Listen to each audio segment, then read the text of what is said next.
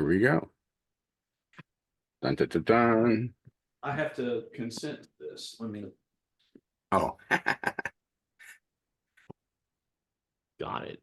Got it. All right. do you consent to be recorded for the world to see? I do consent. This is to So sound. you said this is a complicated recipe, but it's yours. You're a complicated person? Um, dear, am I complicated? She's It's not. not- She's not in her head. What made you chose this recipe? Well, Choose. I don't know. I think I'm peculiarly proud of this recipe because of the results that I got at the Kerrville Folk Festival. Because I learned to cook this chili over the course of several years at the Kerrville Folk Festival in Texas. And So if it's a folk festival, are you making it over a campfire or? oh no, there's a good story there.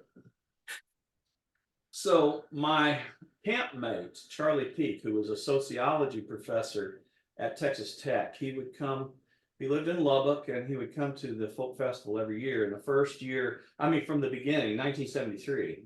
So this is a person who's a good bit older than I am. But anyway, Charlie would always camp in the same spot. This is what you do in Kerrville.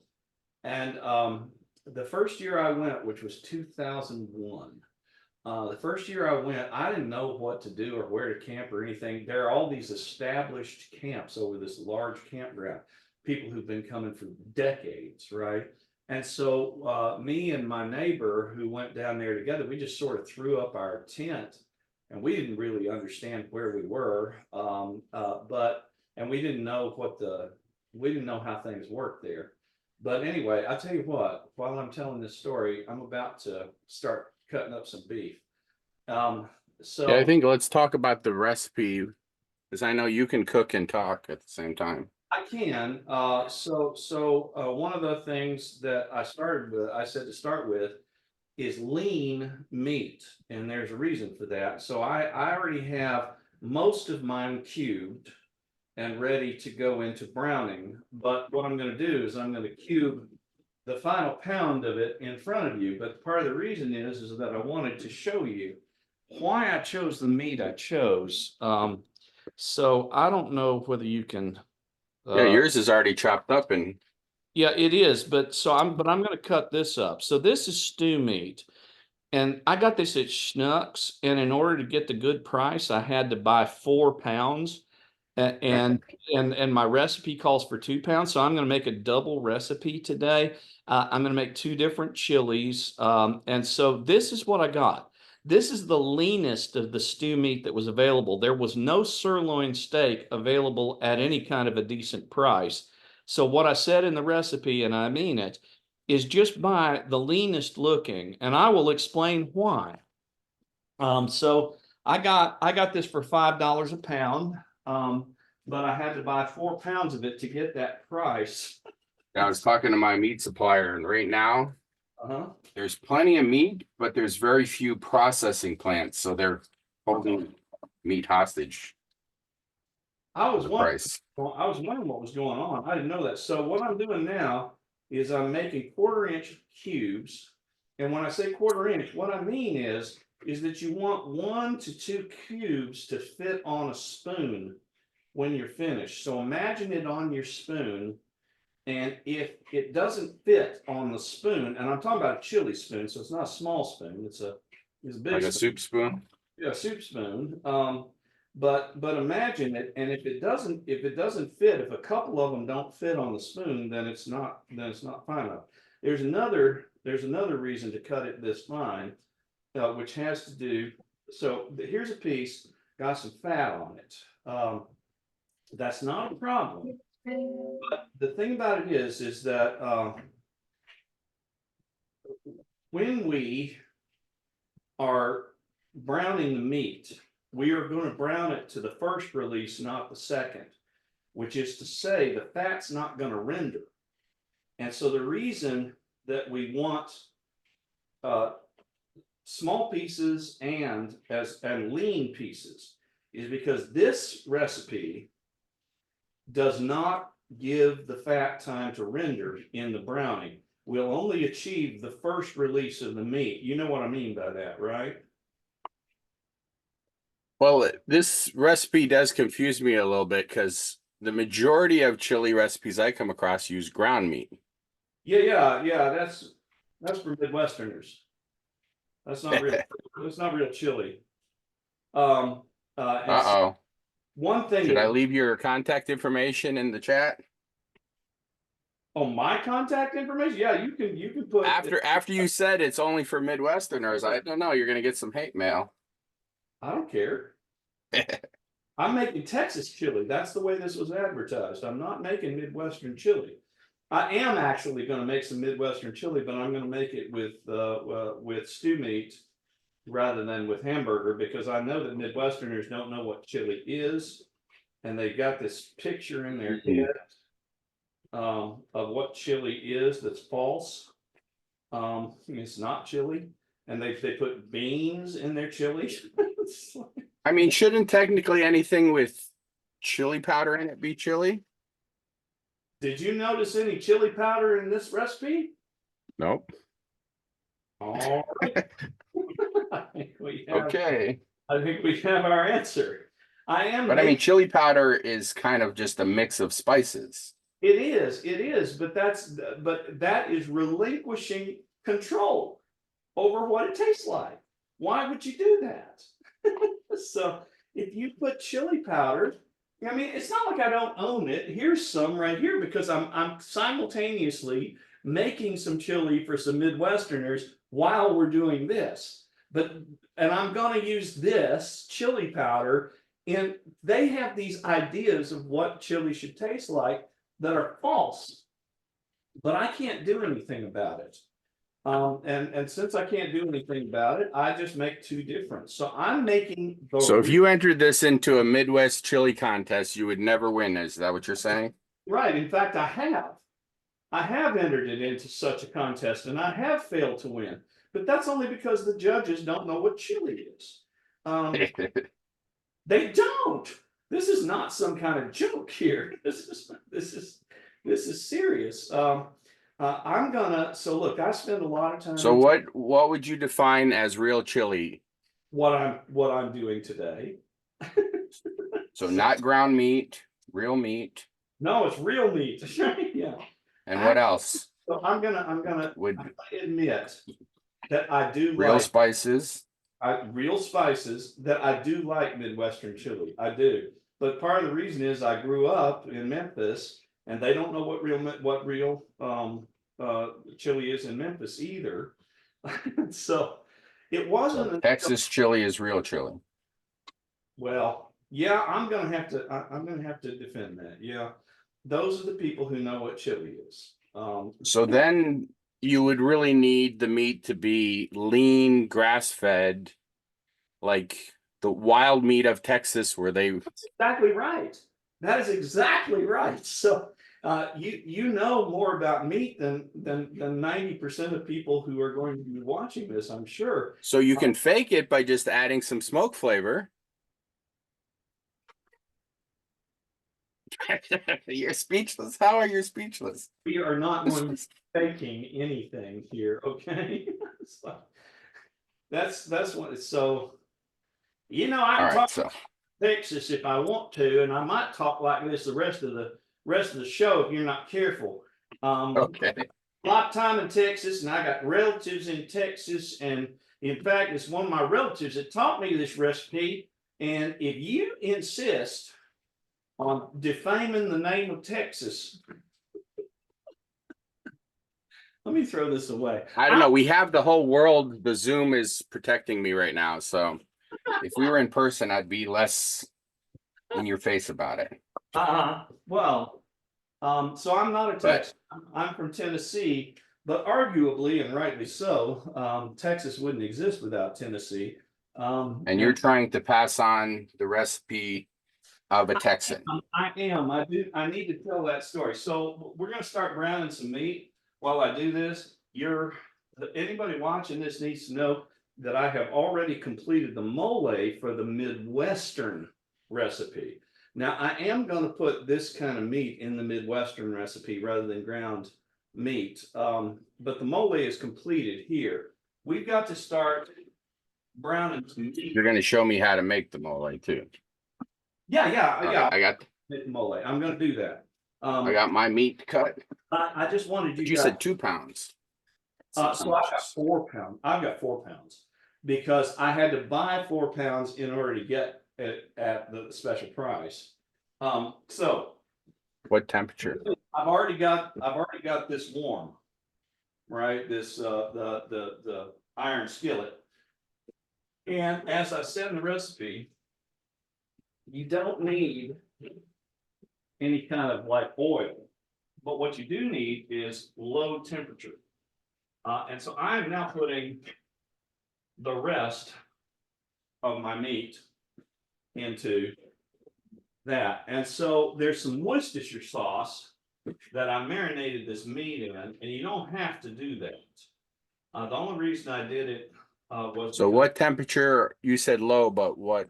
I've got it on simmer right now until sort of the meat warms up a little bit, and then I'm going to turn it up to a sort of a low medium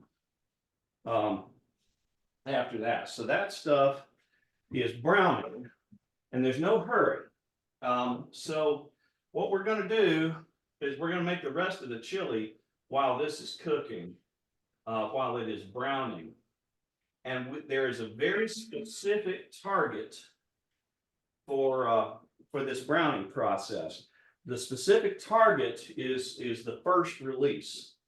So if you're cooking beef, it will release twice over the course of cooking it, which is to say, so the meat is made primarily out of muscle, and you're going to get some tendons and some fat in there, but we got lean meat because that's Texas meat. And R has correctly said that part of I grew up vegetarian, but I knew I was going to go to Brazil for a month living with Brazilians. So I trained my stomach to be able to eat beef, and I can eat grass-fed, good quality beef. So grass-fed is not grain-fed, and there's very little. So Texas cows are pretty lean. The Longhorn cow is lean, and part of the reason is that grass just does not fatten them up the way that grain does. And so a true Texas chili is going to be grass-fed beef. But what I said in the recipe is what you need to do is get the leanest cut that you can, and usually that's sirloin. Sirloin is perfect for this. But there's a second reason besides the fact that this is real Texas chili. The second reason is that if you're going to cook beef that has a fair amount of fat in it, you have to cook it a lot longer in the browning process than I'm going to allow here. By the way, it's time to turn up the heat a little bit. I now have it something like halfway. All right, I'm a little behind you. I wanted to warm. I always make the mistake of not warming the pan before I put. This time I remembered. So oh good. So I warmed the pan, and it was nice and warm. I like for all of the meat in the pan to be warm before I put any heat on it. I don't want to shock the meat, and so you don't want to. Not for this. I mean, you know, if you're searing a steak or something, you do want to shock the meat, but not this. So anyway. So I'm warming it at like 3 out of 10 with the temperature. I'm at more like 4 right now, and I'm going to turn it up to about 6 or 7 here in a little bit. But it's a gradual process. I stress this in the recipe that the meat, to treat the meat properly, you really do need to go gradually on low heat with this. So we take it to the first release because we're not going to be doing this long enough for the fat to render. if you have meat with a lot of fat, you really need to brown it long enough for the fat to render. Now, I'm the kind of person who says, and by the way, put all of that juice into your chili, but that's not Texas chili. And so Texas chili is made with lean meat because lean meat is what they had as this was developed. And so I do have some Worcestershire sauce in here, so if you want to add that, or it's not going to hurt anything. Wait a second. You always said we can't use chili powder because that's a mix, but you're going to go with Worcestershire sauce? Worcestershire sauce is basically vinegar and well, it's fancy vinegar. That's all it is, and so it's not doing much. The flavor of Worcestershire sauce is nice as well later on, and also you can use this stuff. Do you know what this is? Maggi. It's that Swiss company. It's just called Maggi seasoning, and this is like Worcestershire sauce on steroids. You can buy it at the International Grocery here in Carbondale. The Europeans use it, but you got to use it sparingly, and I would say the same thing of Worcestershire sauce. Worcestershire sauce is just fancy vinegar. What does it do?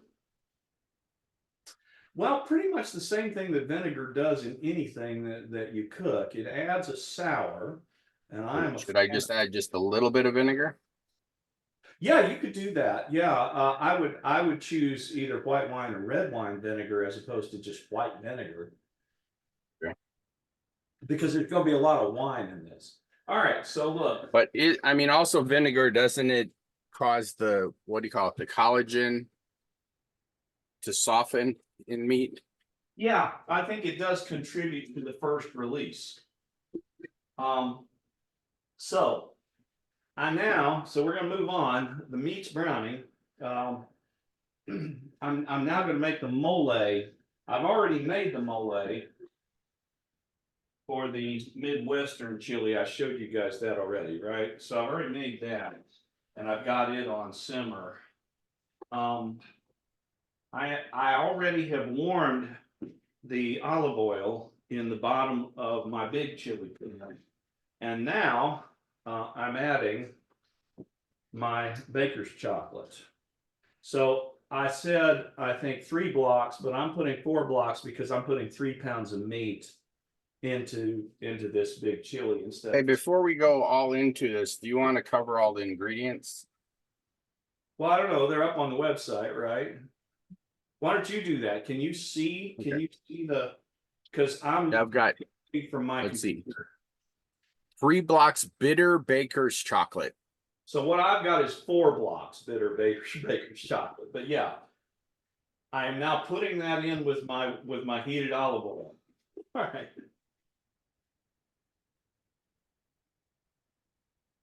Let's see here. Let me get another pot then. And then let's see. Let me just go down the list. Yeah. 2.5 cups of steel cut oats. So I 2 have tablespoons olive oil. I have I have more than 2.5 cups because I'm making more. But this steel cut. There's a difference.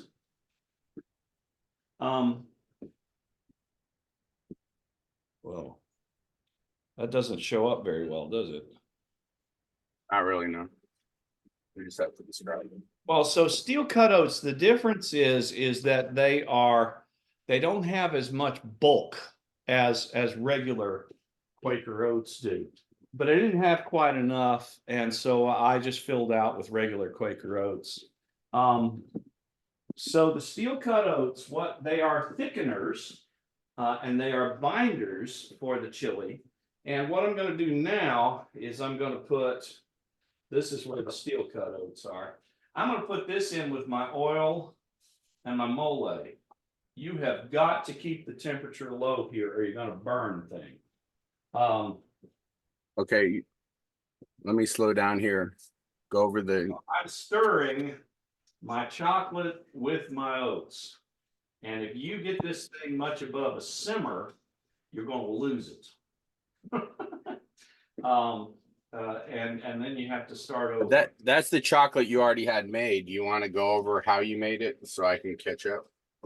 Well, for the Midwestern chili, I used a lot fewer oats. But the proportions that are in the recipe on the Facebook page are the proportions you want. What I've done right now is I put 4 blocks of baker's chocolate with 2 ounces of steel cut oats, but I'm now going to add 2 more ounces. And so what we are doing. What's the purpose of putting the oil in the bottom?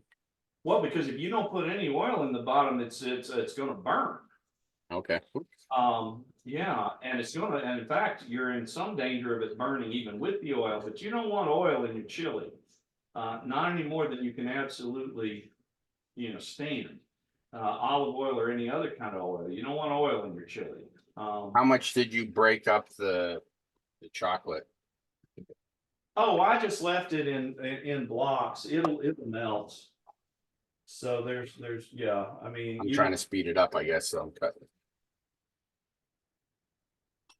Now, the mole for the Midwestern chili, I added chicken broth, but I'm not going to do that for this because it's real Texas chili and there's no broth in it. Okay, well, so we're waiting for that to entirely melt. It'll be done in just a minute. And then So I'm slow cooking the meat here and I'm warming up the chocolate. That is what you're doing. So once the chocolate gets liquid, I don't know about you. I'll add some oats to it. My meat is rapidly approaching first release. And you know what I mean by that, right? That it releases twice in the cooking. The second release is the one that renders fat. But we're not going to render fat here. You can make a chili that has a meat that's fattier. Pork, for example, or you can use fattier beef, and you can brown the meat much longer and render the fat, and the fat goes into the chili. But that is not Texas chili. That's something else. I don't know what it is. Maybe Colorado chili or something. But for Texas chili, you have to work with lean meat because that's what they have. All right, I got the meat and the chocolate going. Okay. So now it's taken a little while. You can tell the story and how you started this recipe with your friend. I'm glad you asked. I can't believe you asked, but I'm glad you asked. So I started going to the Kerrville Folk Festival in the year 2000, 2001. And I camped just down the hill from these people who had been coming since 1973. They called themselves the white trash sociologists. And it wasn't clear whether the white trash part referred to them or referred to what they studied. But it was quite a bunch of sociology professors. Just saying, I got to refill because I'm talking about Charlie Peak. And he wouldn't appreciate it if I told his story with nothing to drink. So me and my neighbor, we sat down the hill from them. We didn't know what we were doing. We had just thrown our tent up any place, and we were on an unlevel spot on a hill. But anyway, I didn't know what to do in order to get to know people. So I just sat out at our little campfire and started playing my guitar. And somebody wandered down the hill and said, "We can hear you up the hill. Would you like to come up there and play for us?" And I said, "Nice. This is your first year, and you're already being asked to play with people." Well, look, it wasn't that big a deal, but it's like music to my ears. It's like I thought you'd never ask. So I went up there, and it turned out that my peculiar repertoire really suited these people quite a lot. And I got to know them, and they said, "You need to camp with us." And so for the next 5 or 6 years, I camped with them. And one of the people in the white trash sociologist camp was a guy named Charlie Peak. And I had been camping with him for 5 years. And one day I'm sitting on the side of the hill. Sorry to interrupt. Yeah. I have it on 3. You said you raised it to 6 at what? At one point. I have raised mine to 6, and actually my meat is approaching first release. I would say Okay. another 3 minutes before I've got first release here. Let me set a timer for 3 minutes then. Oh wait, that's yours, but Up to 6. I mean, I don't know how you're doing it. I'm doing it in an iron skillet on a gas stove. So I'm doing an iron skittle on induction. I don't know how that works. Well, Well, I actually have tried that some in Europe, and I like it. I like it second to gas. But anyway, so I'm camping with this guy 4 or 5 years. I have any number of people who are my mentors in cooking, but Charlie Peak was one of them. We became quite close. And what he would do is he would come to Kerrville and he would cook for everybody. The whole side of the hill ate at his camp because, I mean, he would arrive day one and start cooking. And he would. you're saying like attic, outdoor. Oh yeah. It's all outdoor, but he was a fancy outdoor cook, very fancy. Anyway, so I watched him and I asked him questions and I cooked with him and I sous chef. So anyway, one day I'm sitting on the side of that hill and I'm talking to a different sociology professor who is still a dear friend of mine. And we were just talking about our origins and where we came from. And I mean, to the point that we were getting into details, right, to genealogy and stuff like that. And I mentioned to him that my mother's people came from Winder, Georgia. And Charlie, he had a big, thick, blue blood Georgia accent. He sounded like Foghorn Leghorn. And he said, Winder? Did I hear someone say Winder? I mean, it's just like Foghorn Leghorn. That's the way he sounded because he had grown up in Winder, Georgia. And I didn't know this about him. He said, Winder? Did I hear someone say Winder? And I said, yeah, my people come from Winder. And he said, well, my people come from Winder. And I said, really? Really? And he said, yes, my people come from Winder, Georgia. And I said, well, it's not that big a place. Maybe we're related. And it turned out, so we started exchanging the names of people we were related to. Turned out we have the same great grandmother. My great grandmother had 2 families, and there was a big scandal, but we don't know exactly. But one of them was his family, and the other one was mine.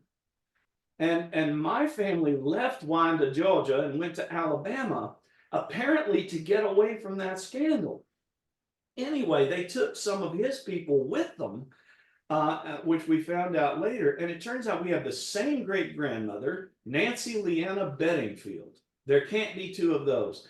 And Nancy Leanna Bedingfield was from the upper crust of Georgia society. My great grandfather, who stole her from her husband, apparently, was not from the upper crust. And so they got out of Dodge. But anyway, it turns out that this guy I had been camping with for 4 or 5 years was my second cousin. That's not that distant. We have the same great grandmother. He's my second cousin. So it gets better. It gets better. So I go down to the phone bank to call Gay. 3 minutes. Timer just went off. Oh, and mine is done. It's ready.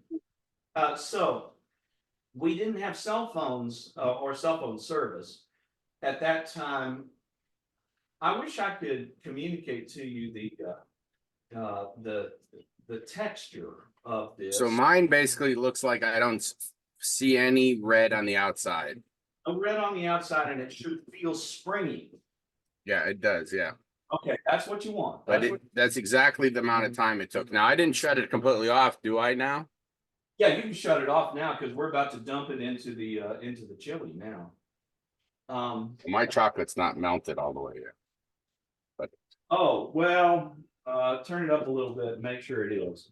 Although it'll be melted as soon as you dump this stuff in. So anyway, I go down to the phone bank, and Gay is off in Connecticut somewhere working on the computers. And I say to her on the phone, I said, "You're not going to believe what I learned today." And she said, and I quote, she's in there asleep, you and Charlie are related. just like she already knew. I said, What? Are you serious? You just blurted that out? And she said, I don't know, it's a feeling. And I said, yes, we're closely related. We're second cousins. We have the same great grandmother. So anyway, this weird sort of story about Texas chili is tied to the process by which I discovered I was related to this guy that had become such a close friend, and that I had no reason at all to So I'm think. going to call you on something. You call it Texas chili, but now you say two Georgians made it. Just like. So Charlie was one of those. So I'm about to do something kind of difficult here. I'm about to dump a portion of this chili meat into one pot and a different portion into another. Okay, I won't distract you. Yeah. So this is very heavy, but I can. So I am letting most of the juice go into my Texas chili. But you said traditionally you don't do that. No. Traditionally, you do. Okay. The juice. So the beef creates its own juice, and so I'm looking. Oh yeah, and it has a decent amount of juice.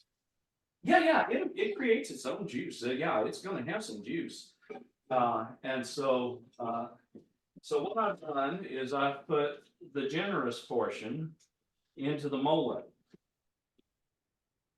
Both of them, both the Midwestern and the Texas mole.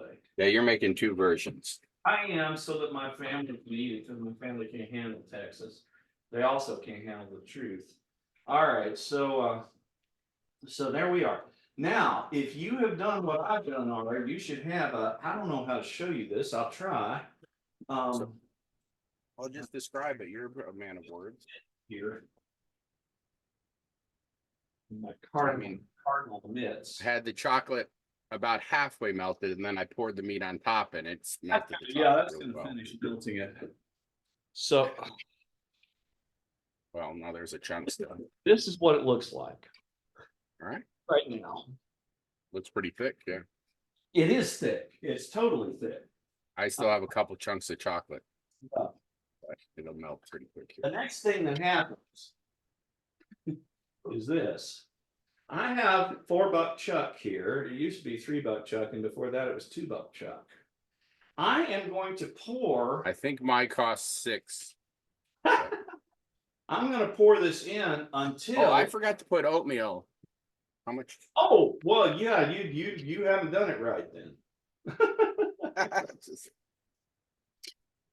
So I'm going to pour this in until it inundates the chili.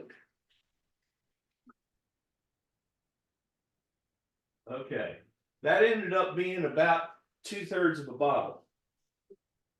Actually, I have this left over from a box, and I'm going to put that in there too, just to get rid of it. The quality of the wine, as far as I can tell, makes absolutely no difference to the outcome.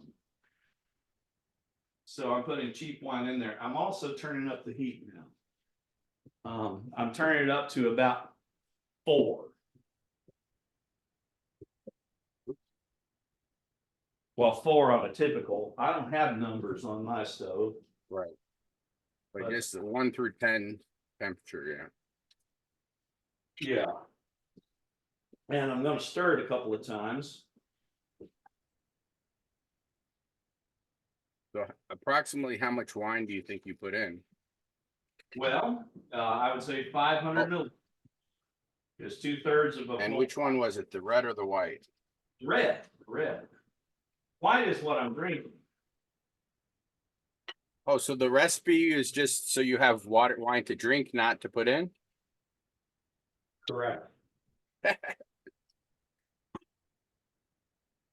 All right, now let's talk about how to get this from, turn it up just a little more. Actually, it's safe to cover it if you want to at this point.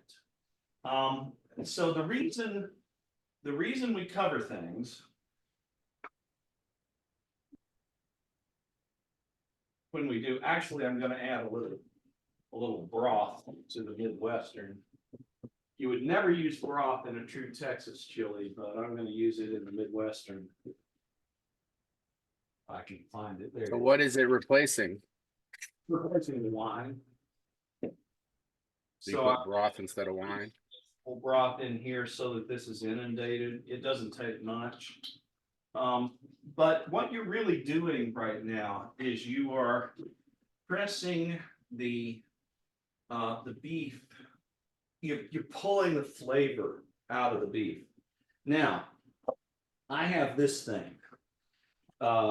These are made in Switzerland, and it's a vegetable chopper.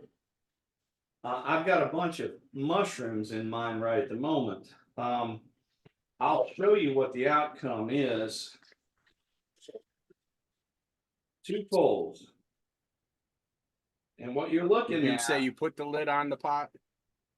Yeah, I put it on there because what we're doing is we're intensifying and we're moving towards second release on the meat.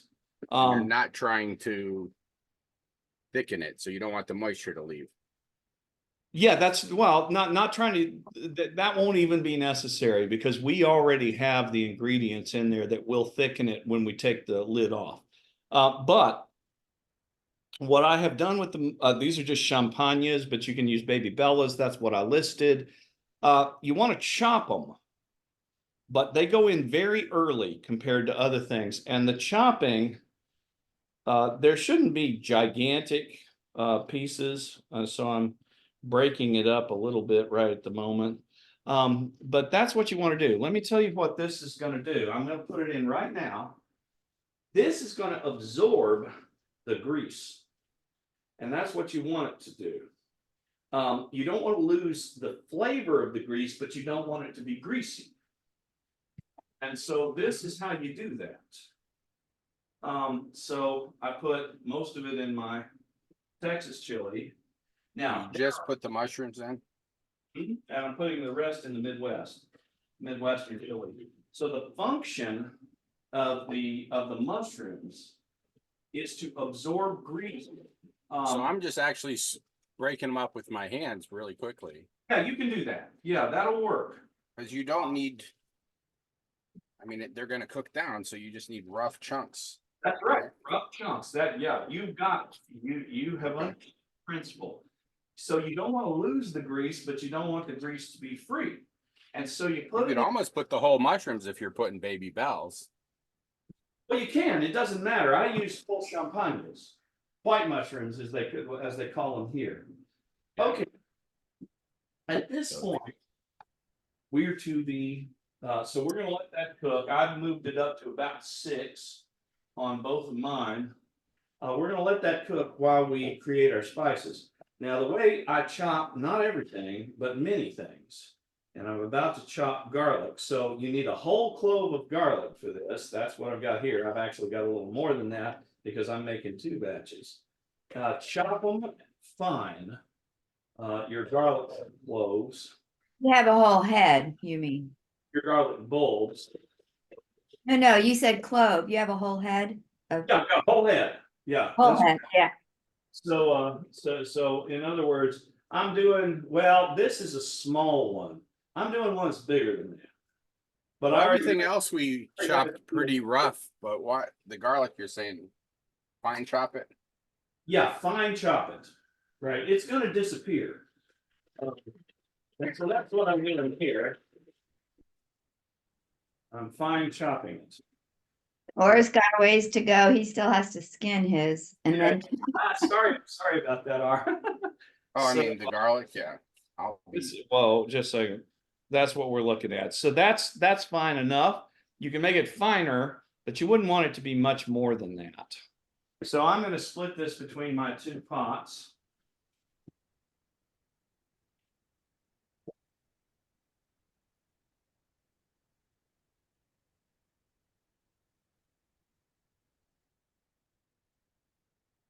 With the extra going into Texas chili.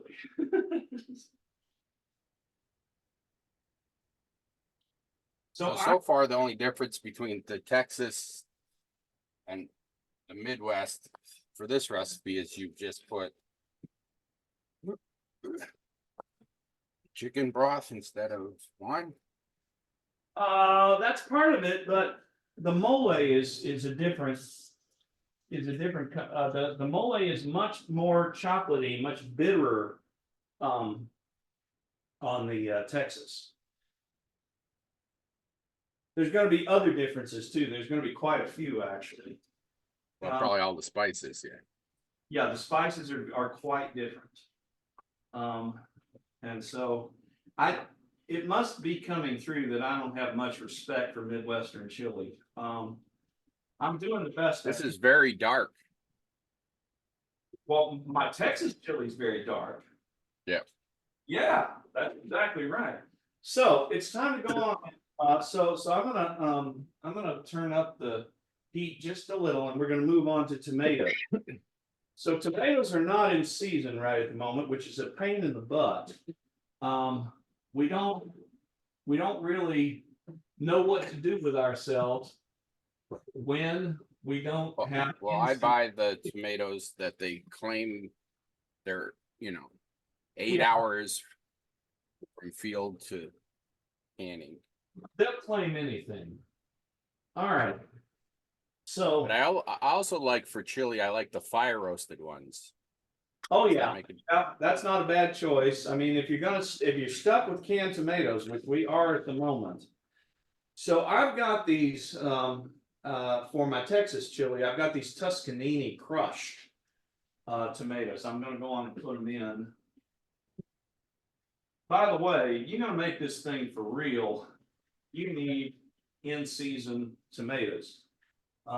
It's a Well, problem. more than in season, you need them that they're not like picked and 10 days later at the store, because if Well- you're buying tomatoes in the summer, but they're from California. That's true. Well, I make my own tomato sauce, and that's what I prefer to use for this. But I'm using these Tuscanini crushed tomatoes. You do want a certain tomatoey-ness, and now I'm actually going to put a can of Rotel tomatoes in, because those have the little chilies in them. I found a Rotel that's fire roasted. It's probably Also- going to be very good. I don't find myself worried about what you got. So, all right, now. But I mean, all Rotel is tomatoes and some green chilies. Right. Let's see. But this is our winter version of the chili. I mean, we wouldn't, if we were serious. Yep, tomatoes, chopped green chilies, and then a little bit of salt. Yeah, that's all there is. But that's the winter version. All right. Well, if you're doing the summer version, it's got to take forever to cook the tomato down. Well, but I always do that in advance. I mean, But I'm I'm still saying also, of it takes course, hours to make yeah, well, tomatoes down for. make tomato sauce over the course of a couple of days after I buy the candy tomatoes. I am now adding Schnucks diced tomatoes to the Midwestern one. Because it doesn't matter, because this is for people who don't know what chili is. So you might as well. And I'm adding Kroger tomato sauce to their version, because they don't know what they're eating. And so you might as well just use anything, frankly. It's making a milder version. Yeah. Why don't you go on? So instead of anything. Honestly, this looks really gross. It's like completely black. Well, it shouldn't be completely black. Mine is actually kind of pretty brown. No, now I'm adding the tomatoes. I'm mixing it in. It's kind of lightening in color. Yeah, it should. It should. I've got a cat here. I actually want to taste Take it, but this point,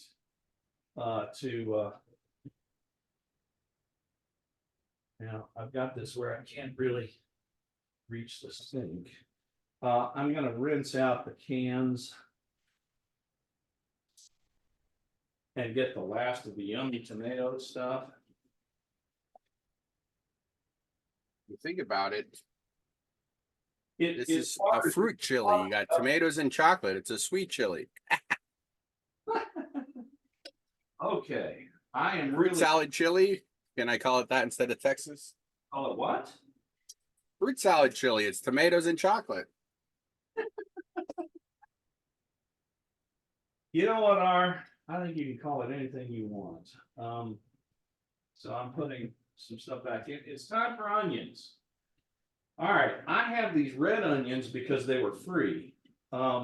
Normally, what I would use is a Texas sweet, which is nothing but a sort of a Baja version of a Vidalia.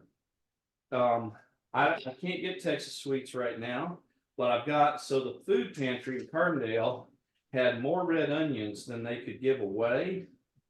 And so we're using red onions today because I hate to see anything go to waste. They are getting a little past their ripe date, and so I'm gonna have to choose and pick and choose here. But I put it into my Swiss chopper here. I cut off the bad, and I've I got. need to get one of those because you cook those chop things up so quickly. What are you on about? Drop the onions all over the. There is no way to get too much in the way of onions into this chili. Because once they're cooked, they just don't have the pungency that they have when raw. And so what I'm doing here You ever is, serve chili with some fresh onions that people could put on the top of the chili? sure, and when I do that, I generally use white onions on top of it. And there's no problem with doing that with Texas chili. That is a perfectly legitimate way to serve chili in Texas. I've had it where they had a mix of onions and garlic and cilantro that you could put on top of the chili if you wanted a fresh, I poignant. am chopping my onions and you can chop yours. I chop them pretty fine. Because at least the initial onions are supposed to disappear into the chili. And that is what they are gonna do. So why don't we put the onions earlier so they had longer time to cook? I put 2 medium-sized onions into this, and they're red. I would, no, I put 1.5, I put 1.5. I'm gonna put the other one into the Midwestern chili. Red onions tend to be more potent than yellow onions. In fact, by a fair stretch, they tend to be.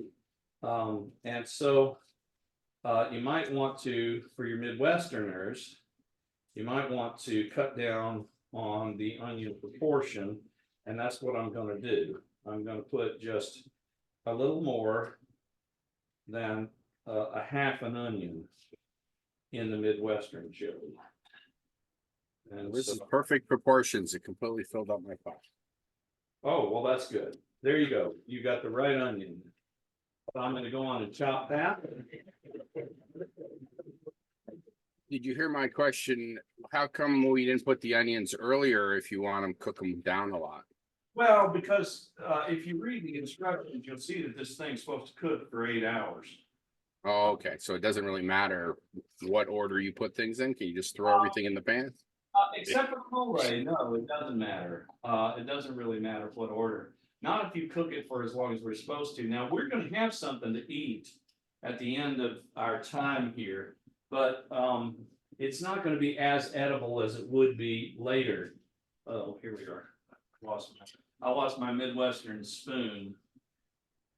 You can tell the difference. Now, you just said to put 2 hot peppers. I thought that was not enough. Well, so look, I'm gonna make this chili real, and it's gonna be more than that. But let's go on and talk peppers, shall we? So I got some poblanos here for the Midwestern chili. Wait, And poblano is not a spicy pepper at all. not at all, no, but there's a lot of depth. Poblano is a very flavorful pepper. That's true.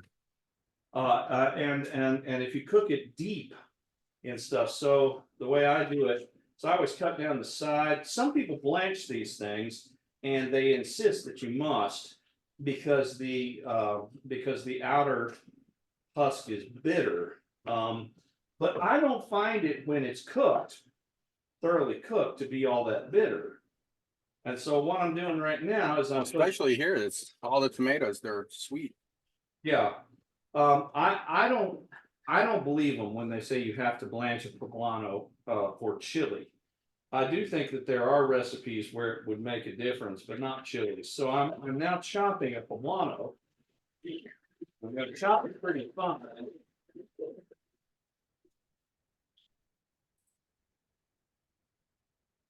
And I'm gonna put that into the Midwestern chili. That almost gives them the illusion of having a real chili without having to eat one. If you'll give them the poblanos, this is not what we're gonna do with the Texas chili. So we're about to do what we're gonna do with the Texas chili. So same principle, different peppers. I now have, so the two serranos, that's if you're feeding Midwesterners. If you're doing what I'm doing, Now, then do you de-seed and take the vein out? no, Chop the whole thing, put the whole thing in? no, because you take all the heat out if you do that. So what I am now doing is doubling the serranos, and I'm gonna add one jalapeno as well. Just cutting them enough so that my chopper can handle them. They're going into the chopper now. I've got to wash my hands as soon as I do this. I put gloves on. You will be sorry. Where's my, here it is. I got one jalapeno. And all of that is going into the Texas chili. Seeds and all, because if you cut out the seeds, you cut out the heat. All right, that's all going into my chopper. I find out when you cut really hot peppers, the easiest thing to do is put on gloves. Because Oh, you tend to wash your hands after, but you might not get that hot pepper oil off your hands, and then you touch your face or something. When you have gloves, you make sure you got rid of the spice. Take the gloves off. Nice. All right, I've got that stuff chopped very, very fine. And it's going in. And by the way, we're in a nice bubble for the Texas chili. Oh, but be sure to stir. Keep stirring. I have actually allowed it to go a little too long without stirring. So I'm gonna have a little bit of carbon in this. But that's all, that's not terrible. I pointed out in the You just rest. want to get it to a slight simmer and then lower the heat. Yep, I'm lowering the heat now.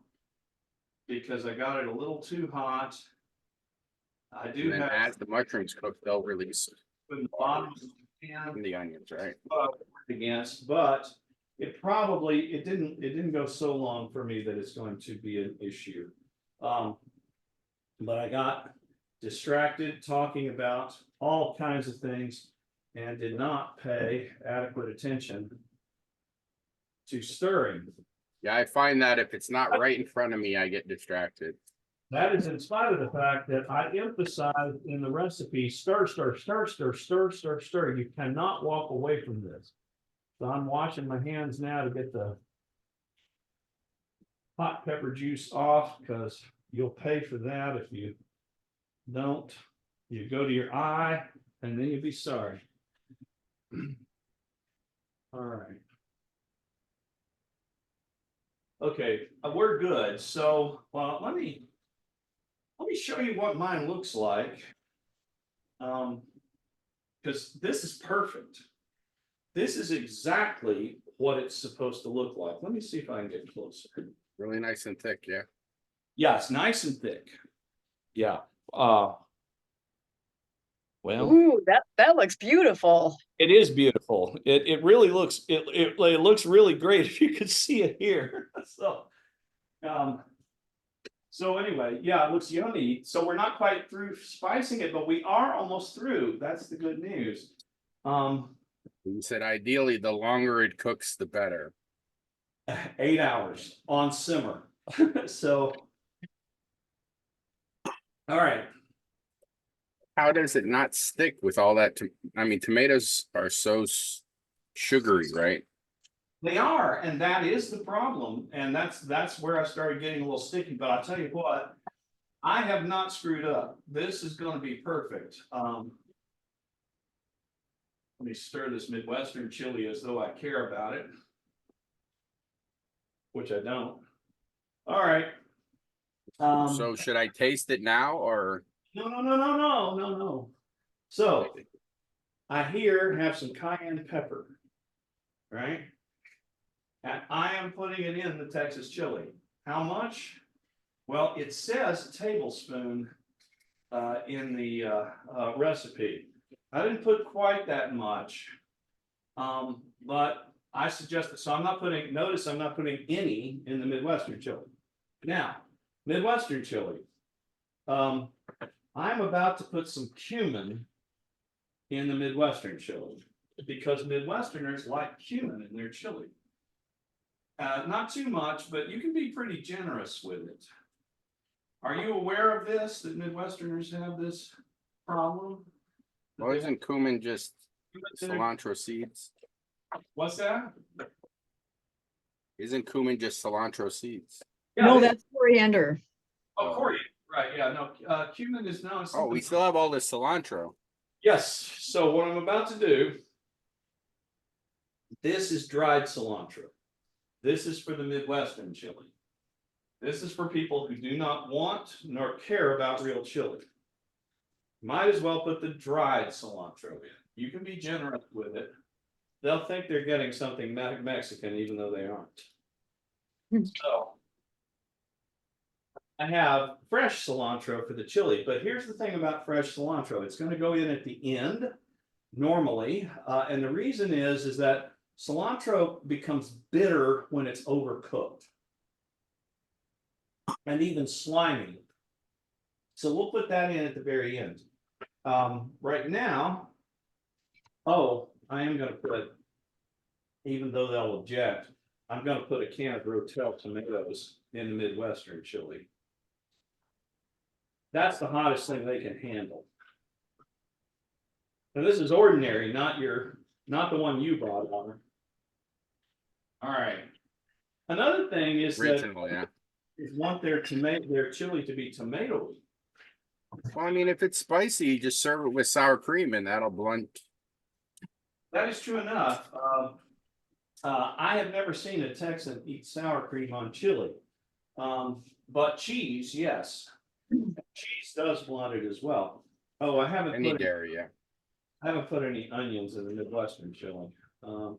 Sorry. Let me do this real fast. We are almost done. The only thing, I'm putting chili powder in the Midwestern chili as well. Because they think that's necessary or important or something. Well, it's not chili unless there's chili powder. Yeah, right. So my family will love this. I think they usually do when I make it for them. Yeah, mine's slow simmering and I have to keep turning it down. Actually, that Midwestern chili you could put on a pretty high heat, it wouldn't matter. Now, the secret ingredient. This is cinnamon. So yours So looks, this is a fruit salad. We've got chocolate, tomatoes, which is a fruit, and cinnamon. yours looks pretty good, I have to say, that looks right. So Oh, it's nice and thick, yeah. The mushrooms aren't cooked all the way down, but cinnamon, but it's important not to put too much. For the amount that I have, I would say a tablespoon is the most. A teaspoon will give you what you want on this. So my chili is super thick, and I would say in about 5 minutes we could eat it. We could eat it. Now, I'm going to do one more thing. I have tomatillos here, and I'm going to put one tomatillo and then some cilantro in each one. Let me do the. I was unable to get tomatillos. What do you think I could use instead? Oh, well, there it comes. You can get them there, they're usually right there with the tomatoes, even though it's kind of pepper. In Texas, they wouldn't think of eating anything without tomatillos. You know, that's what they use to make salsa verde. Yeah. The primary ingredient is tomatillo. Where's the? Tomatillo is interesting that you can't eat it not cooked, correct? I wouldn't advise it. I don't know. I don't know that it's actually dangerous or anything. Oh, But- it's just really thick. Well, Okay, so you're putting a little bit of tomatillos and cilantro in. so I'm now putting onions in the Midwestern chili. Let me do that, and then I'm going to do the tomatillos. So the tomatillos, they give a sort of a zesty taste to things, and you know it's not out of the range of possibility to go ahead and squeeze a lime into a Texas chili. So you guys know what to do with a tomatillo. So they come in this strange kind of shell or hull that you just take off of them. Normally it comes off a little easier than this. It looks like a green tomato, but it doesn't taste anything like a green tomato. It's a kind of pepper, but it's not spicy, it's a zesty. And so the way you cut it, start at the top, cut around the top, but the whole tomatillo is usable except for the top. So what I'm And the gonna- skin, yeah. those Or with the chopper. husk. Yeah, everything but the husk and the very top, like the top of a tomato. Let me get another one here. I'm gonna do I both. do find out I have to keep stirring this, that it's trying to Oh, stick. yeah, yeah, thank you for saying that, because I need to do the same thing. And I keep turning it down. I had it up at 7 or 8 originally, now I'm down to 4. You are right. You've got to, I mean, I've got it down at simmer right now. I'll turn it higher later when I'm cooking things, the meat through to its second release. I'll turn it just a little bit higher, but you have to stir it about every 5 minutes. All right, so the tomatillo is going into my chopper. Actually, tomatillos. They're going into the chopper. And what these do is they add a zing. It's not easy to define it, but it's the zing. It's sort of a sour zing. Same thing that you have experienced when you eat a green salsa at a Mexican restaurant. These So you things, said I could add lemon or lime juice maybe to balance? you could, but this is a better choice in my opinion. Oh, yeah. Because lemon and lime juice, it's a little too much for chili. But you put a little bit of the tomatillo in there, and you're gonna have yourself a good time. All right, so So since he doesn't have tomatillos and he wants to put the lime in, is it better to wait to the end to put the lime in? Or let it cook in like you are the tomatillos? I do not know the answer to that question. All right, intuition tells me wait to the end.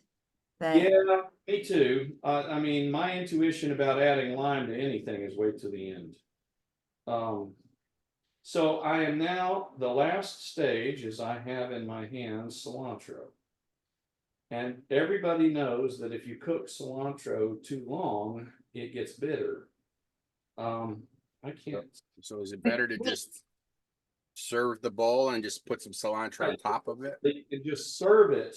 You can just, when you serve it, put a little cilantro in right as you serve it. You can cook it a little. But I mean, if I'm gonna cook this traditionally, you said for another 8 hours, you wouldn't put the cilantro in now. No, you put the, well, you can put dried cilantro in, that's not gonna hurt.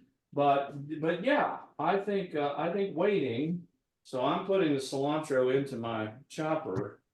And I think waiting until serving is a good idea with cilantro. So, I don't know. You do the skins and stems? Not normally, but these stems, normally I cut the stems off, but these stems are so leafy that I'm just going on and including them.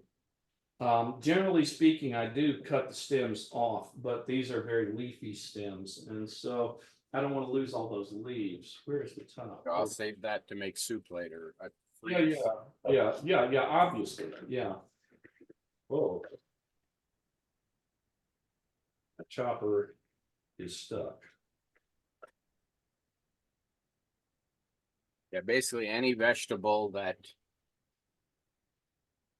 you can eat raw, I tend to save to make soup. Oh, yeah.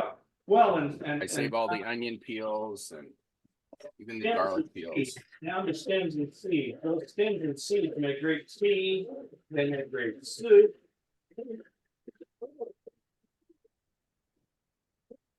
Okay, so I now have my chopped cilantro. I'm not going to put any of it in until I serve it. I'm pulling a few stems out that didn't get chopped by my chopper, but I would say add it with cheese when you serve chili. So let's taste it. Shall we see what we've got here? Give it a stir first. Man, it's nice and thick.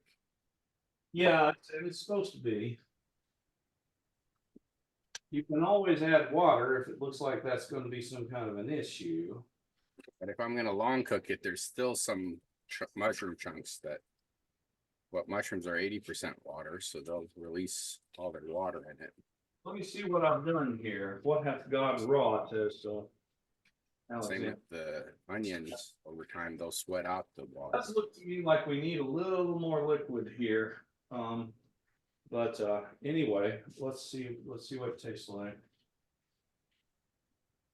Right.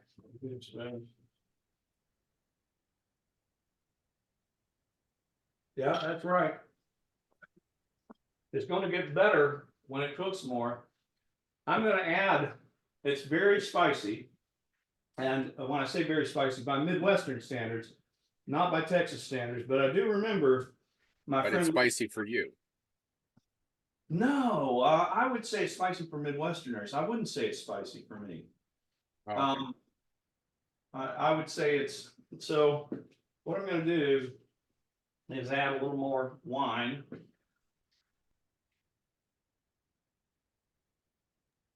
How is it, or? All will cook off. And I think it needs to cook a little longer. I feel that I tasted the texture of the oats, and that was a little weird. No, you're not supposed to be able to taste the oats. I can't. Mine doesn't have the texture of the oats. Yeah, but Or didn't cook his with his chocolate while he's making True. malt. He put it in it after. No, this is good. This is right. But I mean, the chocolate wouldn't have had any liquid to Yummy. In fact, it's make the oats soft. No, but the oil and Oh, the it would absorb, chocolate would soften them up. You Hmm. know, kind of like you tan leather. Yeah, that's right. I love the taste, but I do feel like everything needs to cook longer. And Yeah, There's just still and would he need to add a little moisture? I mean, those oats are going to soak up moisture. He's adding wine. Here, guy after my own no, heart. he said 500 milliliters, and I didn't put that much originally because I was like, I don't want to waste the wine. I want to drink Or it. you need a bigger pot. Do not let it spill over. You'd be wasting wine. It's just like, Wine if you get cheap enough wine. Yeah, but That's you got to true. clean it up. Hmm. It's like a quiche. You can't overfill it. It's just going to be all over your oven. Resist overfilling. I think I'll taste the Midwestern to see what it tastes like. I didn't put beans in it. You didn't put any love in it.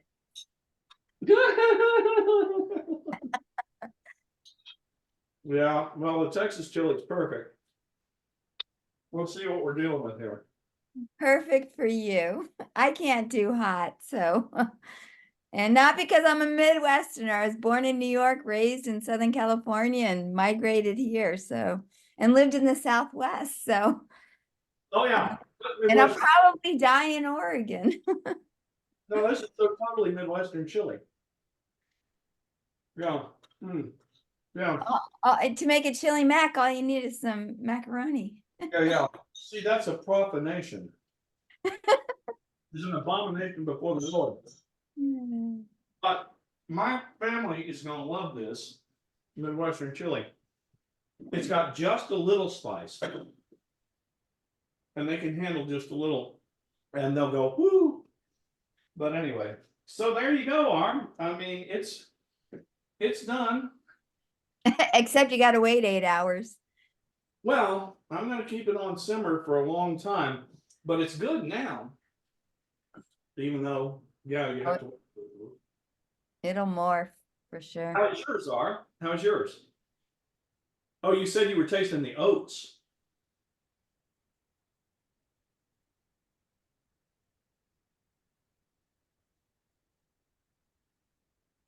Or are you there? My microphone. Oh, there it's back. Yeah, you've frozen. It's a lovely arm, though. For There you go. I said some really important things about it, but the microphone quit working for a minute. Sure. I So- tasted it, and it is a little sweet right now because the tomatoes haven't cooked down. Yeah, yeah. So. But on But I that, love how thick it is, but you do have to keep stirring it. I'm not gonna dude, have you the do. patience to stir this for 8 hours or even 2. It is true. You do have to keep stirring it. But you know, the great thing about cooking this around the campsite at Kerrville is that if you stir between songs, that's all you have to do. You stir between songs. Nice. Yeah, so every time somebody sings a song, you go back to so my friend David Gay, who's a sociology professor, he's now retired, but he was one of Charlie Peake's students.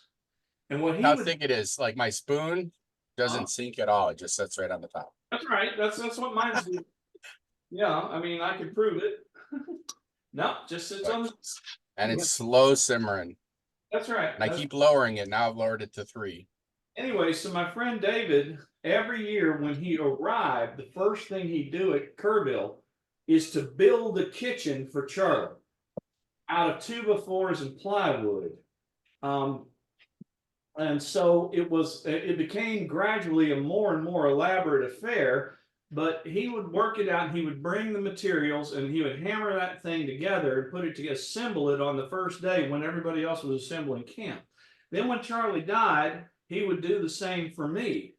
He would assemble this 2x4 and plywood kitchen, and it would be. So you cook this over a campfire or like a camp stove? We used different propane stoves, so essentially it was gas. Okay, but outside. But we did have a fire, and we did cook things over the fire. Charlie would sometimes cook game hens over the fire. I never got to that point that I could do that. But anyway, for me, what happened was instead of Kerrville being about music and singing and songwriting, it was about feeding hippies. And so after Charlie passed, which was a very sad event, but after he passed away, I sort of took his place and cooked for the hippies for the next several years. And David Gay would show up and he would make me a kitchen. The last time that Gay and I went back, because we're almost always out of the country during the Kerrville Folk Festival nowadays. Last time we went back, a number of those kitchens had survived and had been moved to other camps because we build a new one every year. And so there are still 4 or 5 of those kitchen things. And it would take probably 5, 6 hippies to move one of those things from one camp to another. But they're spread out all over the camps on the side of that hill at Kerrville where we used to camp. So anyway, yeah, that's the end of that story. I mean, I haven't been back since the 50th anniversary, which was 2023. No, 2022. Yeah, Well, we'll have to share this with people so other people can continue the tradition. Well, I'll be back. But I don't Well, you're think gonna have to train some assistants. exactly. I don't think I'm ever gonna cook for the hippies the way I used to, because I'm just getting too old to camp like that. It's not comfortable camping for old folks. When you're slow cooking this for hours and hours, do you do it with the lid on, of course? I do, because it would You don't want to lose the moisture. dry out if you didn't. And Now, I it's, noticed there was one ingredient that you had in your recipe that we did not use in the pot, what? Yes, yes. the white wine. No, he's been drinking it. Well, I wanted to point out that it's part of the recipe. I find it for the chef. It's just like, That's fantastic. I love that. just like, I don't think there's any point that says add white wine to the but I mix. just wanted to point out that it is part of the recipe, but But it's for me. Mhm. It's not for the chili. For the cook. So yeah, I so don't. when you serve this, what do you prefer to serve it with? Well, you serve it with anything you want. My friend Charlie would never have served it with white wine. He'd have served it with something a lot heavier. Look, he wasn't that much older than I am, and there's a reason he's not here. It's like, no, I mean, you might have a drink, but I was like, you said onions and cilantro you can put on it, but you said never sour cream. What No, are stuff you would serve it with? no, but you put cheese on it. Okay. You put cheese on it when you serve it. Definitely cilantro. I mean, cilantro especially. I mean, if you want real Texas chili. By the way, I'm pretty tickled with this for whatever it's worth. This is, I don't want to toot my own horn, but this is yummy. So, I put 6 peppers in it, and it's just about perfect. yeah. But I think the longer I cook it, the spicier it will be because it'll release more from the seeds. Yeah, it depends on what kind of peppers you use. But you're right, from the seeds, if you put the seeds in, and you certainly should in a Texas chili, you saw I just added more red wine to it. Because I don't want it to cook down too far. The right kind of thickness. Anyway, yeah. So a suggestion. Now, is there any of these ingredients you feel that if we didn't have would ruin it if we didn't put it in? Like if we didn't have the red wine? Yeah, I don't think it's the real thing without the red wine. As I said, my cousin Chuck, who's Charlie's son, he can actually replicate the real chili. One of the reasons I can't is because Charlie would always use New Mexico Barkers. And New Mexico Barkers have a smokiness instead What are of New Mexico Barkers have this smokiness that you would not. So if you live in Lubbock, Texas, like Charlie did, it's easy to get those. Is it a type of pepper? Huh? What is it? A type of pepper? Yeah. I mean, it's a pepper, right? We can't get peppers like that here. And so, there are a couple of other things that I think I wasn't able to replicate in Charlie's recipe, but this is close. It's really close. And I remember, like I was saying, my friend Luke Fletcher, who's never been outside of Texas in his life hardly, he came up and ate this one time after Charlie died, and he said, "I'm from Texas, and this is what chili is supposed to taste like," and I did this. So I would say this is perfect because it's not hot for my mouth, but my body has the tingle and like wants to start sweating. So, Well, it sounds like you did it right then. Yeah. all right. Any final questions, final words? If I want to sit down and have a big bowl of this. I've been trying to talk and eat at the same time and it's not working. I don't have anything more. All right. Thank you so much for sharing this, and we'll have to share this with all your compatriots in the Kerrville? Sure. Well, we have our own Facebook page, so I'll put it up there. All right. So I guess I'm gonna